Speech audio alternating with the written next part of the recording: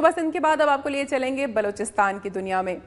ناظرین، ملک میں پارلیمانی نظام جمہوریت ہے جس میں وفاقی اور صوبائی اسمبلیاں اپنے اپنے دائرہ کار میں رہتے ہوئے اپنے امور انجام دے رہی ہیں اور اس کا سارا بوجھ قومی خزانہ اٹھاتا ہے۔ بلوچستان اسمبلی نے اگرچہ اپنا دوسرا پارلیمانی سال بھی مکمل کر لیا ہے۔ تاہم اسمبلی اور ارکان اسمبلی کی کارکردگی کا جائزہ لیا جائے تو اندازہ ہوگا کہ قومی خزانے اور قوم کی دولت پر چلنے والے ادارے میں عوامی نمائندے کس طرح قومی دولت ضائع کر رہے ہیں۔ ان 2 برسوں میں بلوچستان اسمبلی میں ارکان کی حاضری کم رہی اور اس کی مزید تفصیلات ہم جانیں گے کوئٹہ سے فرید اللہ کی رپورٹ میں۔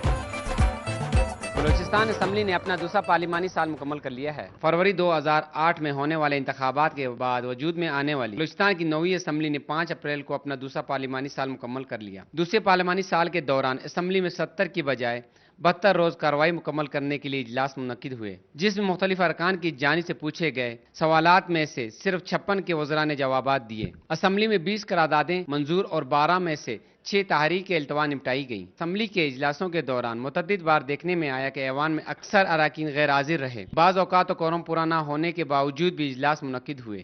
65 میں سے 10 اراکین کی موجودگی میں قراردادیں بھی منظور ہوئیں۔ اسمبلی میں مؤثر اپوزیشن نہ ہونے کی وجہ سے حکومتی ارکان اور وزراء خود ہی اپوزیشن کا کردار ادا کرتے ہوئے بھی نظر آئے۔ دوران اجلاس اراکین ایک دوسرے سے گپ شپ میں مصروف اور کچھ سوتے رہے، جبکہ دوسری جانب صوبے کے عوام اسمبلی میں بیٹھے ہوئے اپنے نمائندوں سے خوش نہیں، کیونکہ وہ ان کے دوسرے مسائل کے ساتھ ساتھ بلوچستان کے امن و امان کو بھی گزشتہ 2 سال میں بحال نہیں کر سکے۔ اراکین اسمبلی کو عوام کا اعتماد بحال کرنے کے لیے ان کے مسائل کاغذوں کے بجائے عملی طور پر حل کرنے ہوں گے تاکہ یہ صوبہ ترقی کی راہ پہ گامزن ہو سکے۔ کیمرامین شہزاد خان کے ساتھ فرید اللہ خان، دنیا نیوز، کوئٹہ۔ مہنگائی نے جہاں ہر شعبہ زندگی سے وابستہ افراد کو متاثر کیا ہے، وہیں طالب علم بھی ٹرانسپورٹروں کی طرف سے بڑھنے والے کرایوں کے بعد مسائل کا شکار ہیں۔ ٹرانسپورٹر ان سے پورا کرایہ مانگتے ہیں اور ہمارے اکثر طالب علم رعایتی کرایہ تو دور کی بات سرے سے کرایہ دینے سے ہی قاصر ہیں، جس کے باعث آئے روز ٹرانسپورٹروں اور طلبہ کے درمیان جھگڑے ہوتے رہتے ہیں۔ کوئٹہ میں بھی طلبہ ٹرانسپورٹروں کے رویے سے تنگ ہیں اور انہوں نے لوکل ٹرانسپورٹروں اور ڈرائیوروں کے رویے کے خلاف مین روڈ بند کر کے احتجاج کیا، اور اس احتجاج کا احوال ہمیں بتا رہی ہیں سیما کنول اپنی اس رپورٹ میں۔ کوئٹہ میں اسٹوڈنٹس نے لوکل بس ایسوسی ایشن کے خلاف مین شارع بلاک کر دی، جس سے 1 گھنٹے تک ٹریفک معطل رہی۔ صوبائی دارالحکومت کوئٹہ میں مختلف اسکول کے اسٹوڈنٹس نے لوکل بس ایسوسی ایشن کے نامناسب رویے اور طلبہ کے ساتھ بدتمیزی کے خلاف شہر کی مرکزی شارع بلاک کر دی، جس کی وجہ سے 1 گھنٹے تک ٹریفک معطل رہی۔ اسٹوڈنٹس نے حکومت سے مطالبہ کیا کہ لوکل بس کے ایسے تمام ڈرائیورز کے خلاف ایکشن لیا جائے جو طلبہ کے ساتھ غیر انسانی سلوک روا رکھے ہوئے ہیں۔ انہوں نے کہا کہ اسٹوڈنٹس کارز کی موجودگی کے باوجود ان سے پورا کرایہ وصول کیا جاتا ہے، جبکہ بس کرایوں میں بھی آئے روز اضافہ کیا جا رہا ہے، جس کی وجہ سے انہیں مشکلات کا سامنا ہے، اور گرمی کے اس موسم میں انہیں بسوں کی چھتوں پر بٹھا دیا جاتا ہے، جس کی وجہ سے اب تک کئی طلبہ حادثات کا شکار ہو چکے ہیں۔ اسٹوڈنٹس نے احتجاج کے دوران کسی بھی قسم کے مذاکرات سے انکار کر دیا، جس کے بعد ان کی گرفتاری عمل میں لائی گئی اور ٹریفک کو بحال کیا گیا۔ کیمرامین ارشاد ربانی کے ساتھ سیما کنول، دنیا نیوز، کوئٹہ۔ ناظرین، مہنگائی کا جن کسی بھی بوتل میں بند نہیں کیا جا سکا۔ حکومتی دعووں کے باوجود عوام مہنگائی کی چکی میں پس رہے ہیں۔ اشیاء ضروریہ کی قیمتیں آسمان سے باتیں کر رہی ہیں۔ سونے پر سہاگا ایک بار پھر پیٹرولیم مصنوعات کی قیمتوں میں اضافہ کر دیا گیا ہے، جس کا براہ راست اثر تمام اشیاء کی قیمتوں پر پڑے گا۔ ڈیرہ مراد جمالی سے اختر منگی اپنی رپورٹ میں عوام کو درپیش مشکلات کا جائزہ لے رہے ہیں۔ آئیے دیکھتے ہیں۔ پیٹرولیم مصنوعات کی قیمتوں میں اضافے کے بعد ٹرانسپورٹروں نے کرایہ میں 25 سے 30% اضافہ کر دیا ہے، جس سے عوام کی پریشانی میں مزید اضافہ ہو گیا ہے۔ بجلی کی آفت کے زخم ابھی بھرے ہی نہیں کہ حکومت نے پیٹرولیم مصنوعات کی قیمتیں بڑھا کر عوام کو مہنگائی کے پہاڑ میں دبوچ دیا ہے۔ غریب عوام کا کہنا ہے کہ موجودہ حکومت آئے روز پیٹرولیم مصنوعات کی قیمتیں بڑھاتی رہتی ہے۔ تیل کی قیمتوں میں 20 سے 30 پیسے کمی کی جاتی ہے، مگر بڑھانے کے وقت پیسوں کو روپیوں میں تبدیل کیا جاتا ہے، جس سے محنت کش طبقہ مہنگائی کے چکی میں مزید پستا جاتا ہے۔ تو دوسری جانب ٹرانسپورٹروں نے بھی عوام کا خون نچوڑنے میں کوئی کسر نہیں چھوڑی۔ تیل کی قیمتوں میں 2 روپے بڑھائے جاتے ہیں تو کرایوں میں 10 سے 20 روپے کا اضافہ کر دیا جاتا ہے۔ لوکل ٹرانسپورٹروں نے کرایوں میں 25 سے 30% اضافہ کر دیا ہے۔ پیٹرولیم کی بڑھائی جانے والی قیمتیں عوام پر کسی بم دھماکے سے کم نہیں ہوتی۔ کیونکہ عوام بجلی گیس کے نرخوں کے اضافے سے نہیں سنبھلتی کہ ان کو پیٹرولیم مصنوعات کی قیمتوں میں الجھا دیا جاتا ہے۔ تیل کی قیمتوں میں ہونے والے اضافے سے زیادہ تر محنت کش طبقہ متاثر ہوتا ہے۔ افسوس کی بات یہ ہے کہ حکومت اضافے کو جواز بنا کر قیمتیں تو بڑھا دیتی ہے مگر کم کرنا اسے یاد نہیں رہتا۔ حکومت کو چاہیے کہ وہ پیٹرولیم مصنوعات کی قیمتوں میں کمی لا کر عوام کو ریلیف فراہم کرے۔ اختر منگی، دنیا نیوز، ڈیرہ معظم علی۔ اور اب خیبر پختونخوا یعنی صوبہ سرحد۔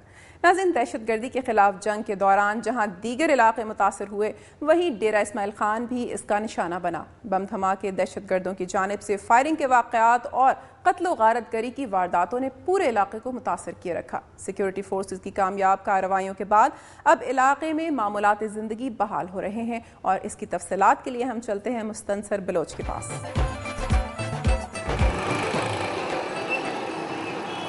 طویل عرصے تک فرقہ وارانہ تشدد اور دہشت گردی کے آشوب میں مبتلا رہنے کے بعد ڈیرہ اسماعیل خان امن و سکون کی جانب بڑھ رہا ہے اور سماجی زندگی کے وظائف پھر سے ابھرنے کی کوشش کر رہے ہیں۔ ریاستی اداروں کی سر توڑ کوششوں کے بعد امن کی صبح طلوع ہوئی تو معاشرتی زندگی کی ثقافتی سرگرمیاں پھر سے بحال ہونے لگیں اور شہر میں شادیانوں، آتش بازیوں اور رنگ و نور کی محافل آباد ہوئیں۔ میلے، کھیلوں کے مقابلوں اور بزرگان دین کے عرس کے پروگرامات میں سما کے رنگ مہکنے لگے۔ لوگوں نے شعر و سخن، ادبی مذاکروں اور فن کے مظاہروں کے ذریعے ایک بار پھر تہذیب کے بازاروں کو گرم کر دیا۔ سرائکی جھوک میلے کا انعقاد اسی تناظر کی ایک کڑی ہے جس میں سرائکی معاشرے کے علاوہ لوک فنکاروں نے اپنے بے مثال فن کا مظاہرہ کر کے ناظرین کو محظوظ کیا۔ جھوک میلے میں فوک موسیقی کے خوش آواز فنکاروں کی سحر آفرین دھنوں نے ایسا سما باندھا کہ لوگ وجد میں آ کر ناچنے لگے۔ مستنصر بلوچ، دنیا نیوز، ڈیرہ اسماعیل خان۔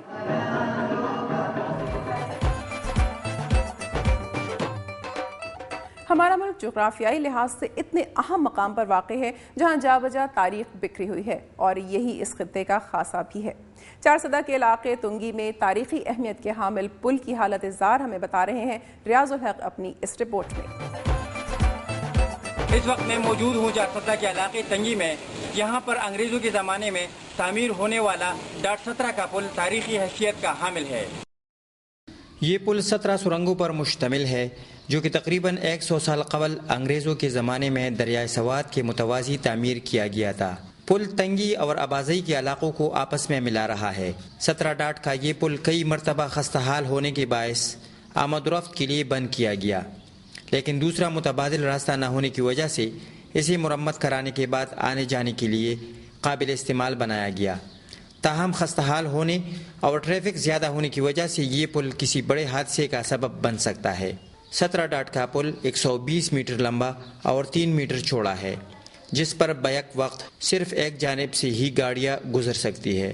وقت گزرنے کے ساتھ ساتھ اس پل پر سے گاڑیوں کی آمد و رفت میں اضافہ ہوتا چلا گیا، لیکن عوامی مطالبات کے باوجود اس کا متوازی دوسرا پل تعمیر نہیں ہو سکا تاکہ اس پل پر سے ٹریفک کا بوجھ کم کیا جا سکے۔ ماضی میں جب بھی 17 ڈاٹ کا یہ پل خستہ حالی کے باعث بند کیا گیا تو دونوں جانب کے علاقوں کے لوگوں کو شدید مشکلات کا سامنا کرنا پڑا۔ ضرورت اس امر کی ہے کہ تنگی اور آبازی کے شہریوں کو آپس میں جڑا رہنے کے لیے یہاں پر دوسرا پل تعمیر کیا جائے۔ اس پل کی تاریخی ورثے کی حیثیت سے دیکھ بھال کرنا متعلقہ محکمے اور حکومت کی ذمہ داری ہے۔ کیمرامین اعجاز احمد کے ساتھ ریاض الحق، دنیا نیوز، چارسدہ۔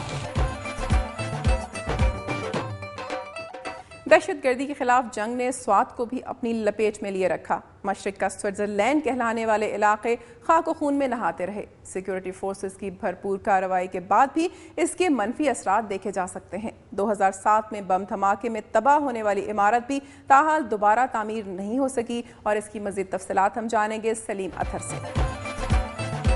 سوات سے میں ہوں سلیم اطہر اور میں اس وقت موجود ہوں منگورہ شہر میں۔ سوات میں حالات کی کشیدگی کی ابتدا منگورہ کی سی ڈی مارکیٹ میں 2007 کو ہونے والے بم دھماکے سے ہوا، جس کے بعد اس کاروبار سے وابستہ لوگوں نے اس کاروبار کو خیرباد کہا۔ لیکن حالات جب بہتر ہوئے اور حکومتی ریٹ بحال ہوئی تو لوگوں نے بڑی زور و شور کے ساتھ اس کاروبار کی دوبارہ شروعات کی۔ گزشتہ ہفتے منگورہ میں اس سی ڈی مارکیٹ کو نامعلوم تخریب کاروں نے دوبارہ تخریب کاری کا نشانہ بنایا، جو نامعلوم تخریب کاروں کی طرف سے 2007 میں تخریب کاری کا نشانہ بن چکی تھی۔ سی ڈی مارکیٹ دھماکے سے 20 کے قریب دکانیں تباہ ہوئی، جس سے لاکھوں روپے کا نقصان ہوا۔ دھماکے کے خلاف متاثرہ دکانداروں نے منگورہ میں احتجاجی مظاہرہ کیا اور حکومت سے مطالبہ کیا کہ انہیں تحفظ دی جائے۔ 2007 اور اپریل 2010 کو ہونے والے بم دھماکوں سے ان کا لاکھوں روپے کا نقصان ہوا ہے، جس کا حکومت نے تاحال ازالہ نہیں کیا ہے۔ منگورہ کی سی ڈی مارکیٹ میں ہونے والے دھماکے سے جہاں لاکھوں روپے کا مالی نقصان ہوا ہے، وہاں اس دھماکے سے لوگوں میں خوف و ہراس بھی پھیل گیا ہے۔ کیمرہ مین انور انجم کے ساتھ سلیم اطہر، دنیا نیوز، منگورہ، سوات۔